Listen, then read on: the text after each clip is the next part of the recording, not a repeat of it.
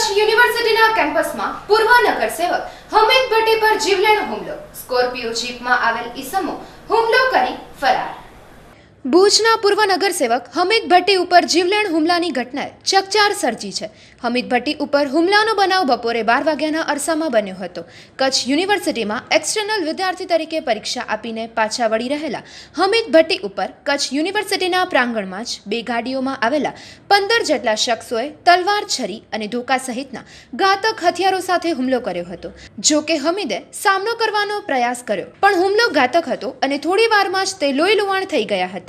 યુનિવર્સિટીમાં જ થયેલી ધડબડાટીને પગલે દોડધામ સાથે હોહા મચી જતા હુમલાખોરો રવાના થઈ ગયા હતા. પણ હુમલાની આ ઘટનાને પગલે હમીદ ભટ્ટીની કારને પણ નુકસાન થયું હતું. તો હુમલો થયો ત્યાં લોહીના ધબ્બા સાથે લોહી એકઠું થયું હતું. સ્થળ પર છરી અને હમીદની ગાડીમાં તલવાર પણ મળી આવી હતી. ઘાયલ હમીદ ભટ્ટીને ભુજની એકોર્ડ હોસ્પિટલ ખસેડવામાં આવ્યા છે. હમીદ ભટ્ટીને હુમલા દરમિયાન તેના ગળાની પાછળના ભાગે અને પેટમાં તીક્ષ્ણ હથિયારના ઘા લાગ્યા હોય અને લોહી વહી જવા પામ્યું હોય તેની આ ઈજાઓ ગંભીર ગણાવાઈ રહી છે.